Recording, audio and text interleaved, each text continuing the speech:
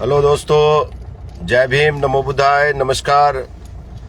आज मैं प्रातः काल पर फेसबुक लाइव आया हूँ।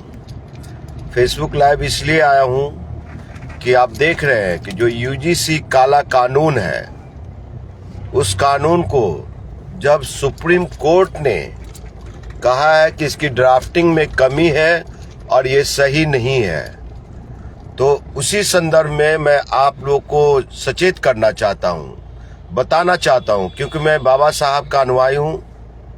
बाबा साहब के विचारों पे चलने वाले लोग हैं हम। और मैं इतना जरूर कहना चाहता हूँ आप लोगों को कि आप लोग अपना आँख को, कान को, नाक को, सबको खोल लें। इवन कि तीसरी नेत्र हो, तीसरी दृष्टि हो, उसको भी खोल लें, क्योंकि आपको ज्ञात होगा कि जब 90 के दशक से पहले मंडल कमंडल की लड़ाई लड़ी जा रही थी, उसमें हम ओबीसी के लिए हम दलित भाई लोग सड़कों पे थे।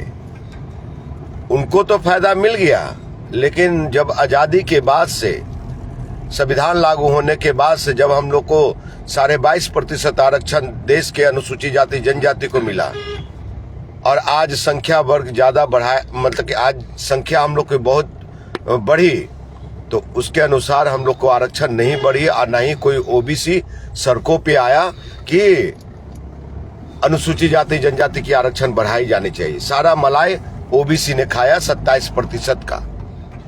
फिर अब ये काला कानून ओबीसी का के लिए, अब एक चीज आप लोग से पूछना चाहता हूं मैं, ये तो एट्रोसिटी एक्ट जो है, जो विश्वविद्यालय में डिस्क्रिमिनेशन ना हो, कॉलेजेज में कोई ह्यूमिलेशन ना हो और किसी तरह की प्रताड़ना ना हो, उसके लिए बाबा साहब आम्बेडकर ने संवैधानिक अधिकार दिए, भारत सरकार के द्वारा हम लोग को मिला। ये अधिकार सिर्फ अनुसूचित जाति जनजाति के लिए था, ना कि ओबीसी के लिए।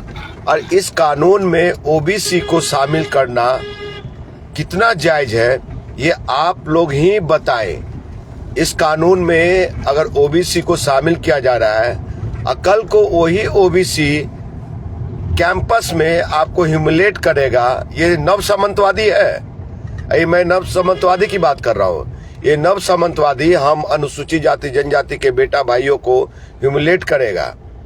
आपको बता दूं कि ये हम लोग को मानसिक प्रताड़ना करेगा, तो इन पे कौन सा मुकदमा चलाएंगे आप? आज तो हथियार है हम लोग के पास। ये हथियार जब खो जाएगा तो आप सबसे ज्यादा प्रताड़ित होंगे, आपको प्रताड़ना झेलना पड़ेगा। ये देश का, भारत सरकार का क्राइम रिपोर्ट कहता है और बिहार सरकार का कहता है कि बिहार, उत्तर प्रदेश और बिहार में, खास करके मैं बिहार में हूं तो बिहार की बात करूंगा मैं, बिहार में 85% केसेज ओबीसी वर्सेज SC/ST है।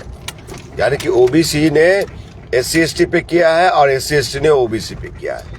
तो ये बताइए, हम दोनों के बीच में है ये लोग जो आज गीत गा रहे हैं बाबू जगदेव का कि 100 में 90 शोषित है, 90 भाग हमारा है, धन धरती अब बट के रहेगा, 90 पे 10 के शासन नहीं चलेगा। अच्छी बात है। तो ये 85% केसेज क्या दर्शाता है, क्या कहता है? तो मैं इतना जरूर कहना चाहूंगा, बताना चाहूंगा आपको कि ये हमारे हितैषी नहीं है। 90 के दशक में सबसे ज्यादा पासवान लोग ही उस आंदोलन में मरे थे, दलित भाई ही, देश के अनुसूचित जाति जनजाति भाई लोग ही मरे थे, हमारे रविदास भाई मरे थे, चमार भाई मरे थे, मांझी भाई मरे थे, खटिक भाई मरे थे। ये सब लोगों के आहुति पे 27% आरक्षण मिला। लेकिन ओबीसी की आहुति पे हम लोग को कोई फायदा नहीं हो रहा। ये आज तक आहुति देने के लिए नहीं, ये वो नव सामंतवादी हैं। इस नव सामंतवादी से बचने की जरूरत है भाई मेरे। मैं किसी का एजेंट नहीं हूं, न स्वर्ण का न भाजपा का।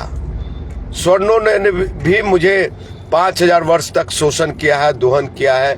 हम इस चीज से कहीं डिनाई नहीं करते हैं। और उन लोगों ने हम लोग के परिवार के साथ, ये हम लोग के समाज के साथ कभी भी भला नहीं चाहा है, भला नहीं चाहे। आपको बता देना चाहता हूं मैं कि अगर यही स्थिति रही और ये कानून लागू हो गया उसमें इनको ये कहा जाता है कि कॉलेजियम सिस्टम खत्म होगा। बिहार का जातीय जनगणना को देखिए, समझिए, बिहार की जातीय जनगणना में सबसे ज्यादा स्वर्णों के बाद पढ़ा लिखा कौन सा जाति कौन सी है? यादव, कुर्मी, कुशवाहा, धानुक। सबसे ज्यादा धन सेट कौन है? खेती किनके पास है स्वर्णों के बाद? ये यादव, कुर्मी, कुशवाहा, कोयरी, धानुक।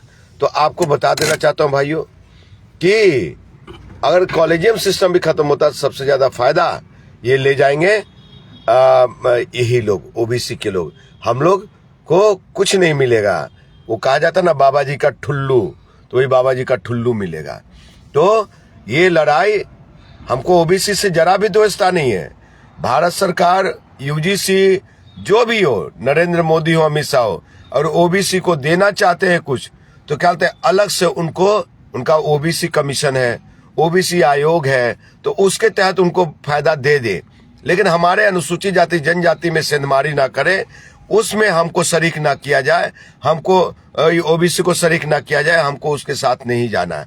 बाबा साहब ने कहा था कि ताकतवर जाति के साथ हम लोग महफूज नहीं है, ताकतवर शासक के साथ हम लोग महफूज नहीं है, तो हम लोग ओबीसी के साथ आज के समय में महफूज नहीं है। वैशाली की घटना देखिए, शर्मसार करने वाली, तार तार करने वाली ये घटना है कि एक घर की महिला का डेथ होता है, महादलित एसटी की महिला की, और उसकी बॉडी शमशान घाट तक जाने नहीं, यानी कि ये कहा जाता है कि वो एक बित्ता जमीन भी नसीब नहीं हो पाया। ये वो कहावत है कि एक बित्ता जमीन भी नसीब नहीं हो पाया। तो ये कैसा, वहां पे कौन थे? क्या राजपूत, भूमियार, ब्राह्मण के गांव थे? नहीं, वो गांव सिर्फ यादव और कुर्मी लोगों का था, अवधिया लोगों का था, और ये हमारे दलित भाई लोग रहते थे। वहां पे उनको सबको जाने से रोका है। ये 3 दिन पहले की घटना है। एक देसरी का ही घटना है, जो कि 200 घर यादव है और 4 घर पासवान है। उन लोग को, पासवान भाइयों को वहां से घर बेदखल कर रहा है, जमीन हड़प रहा है यादव लोग। तो ये बताइए कि कैसे ये सामाजिक न्याय हो पाएगा, और हम ये सब बहुजन कैसे एक हो पाएंगे? मैं आप ही से ये सवाल करता हूं। तो आप लोग गंभीरता से सोचे। हम बहकावा 2 तारीख को जो भी हमारे देश के अनुसूचित जाति जनजाति भाई लोग सड़कों पे आना चाह रहे हैं, तो उन लोग से, आप लोग से एक सवाल है कि कोई बता दे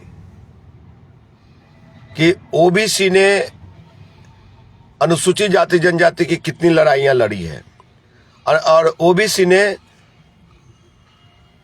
ओबीसी हम लोग को अनुसूचित जाति जनजाति में आना चाहते हैं, तो क्या ओबीसी में हम लोग को 27% आरक्षण की फायदा मिलेगा?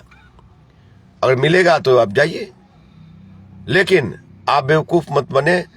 हमारा परिवार, समाज कमजोर है, और इस कमजोर वर्ग, हम कमजोर वर्ग हैं, हम इस ताकतवर वर्ग के साथ कभी भी सुरक्षित नहीं रह सकते।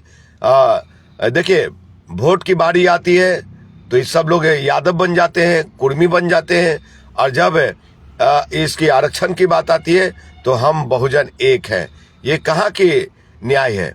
इसलिए आप लोग को कह रहे हैं कि भैया आप लोग घर से ना निकले। जो लोग सड़कों पे आ रहे हैं वो लोग ये उपद्रवी लोग हैं, और वो लोग उपद्रव मचाएंगे। हम नहीं चाहते हैं कि हमारा अनुसूचित जाति जनजाति के भाई लोग का नुकसान हो, कोई अपना परिवार खो दे, कोई अपना बेटा खो दे, कोई इस आंदोलन में, और फायदा कुछ नहीं होने जा रहा है। फायदा सिर्फ वो नव सामंतवादी यादव, कुर्मी, कुशवाहा, कोयरी, धानुक, ये लोग हैं, उन जातियों को फायदा ज्यादा से ज्यादा होगा। इसलिए आप लोगों से हाथ जोड़ के विनम्र प्रार्थना है, आप लोगों से हाथ जोड़ करके विनम्र प्रार्थना कि आप लोग घर से ना निकले, इस काले कानून का विरोध करें, और आप लोग सड़कों पे ना जाए। नव सामंतवादी आप लोग को जीने नहीं देगा। कल को आप लोग विश्वविद्यालय से भगाए जाएंगे फिर। और मुझे बाहरी ये सामंतवादी जो है, स्वर्ण जाति, ऊंची जाति लोग, उससे ज्यादा खतरा नहीं है हमारा। मेरा खतरा है ये नव सामंतवादियों से। तो इसलिए आप लोग गंभीरता से विचार करें, और आप लोग सड़कों पे ना उतरे 2 तारीख को। मैं ये आप लोग से अपील करता हूं मैं, क्योंकि अपना आरक्षण को बचाइए, अपना संविधान को बचाइए और अपनी लड़ाई लड़ने की तैयारी कीजिए कि हमारा समाज का आरक्षण कैसे 22.5% से बढ़ा करके 32% हो।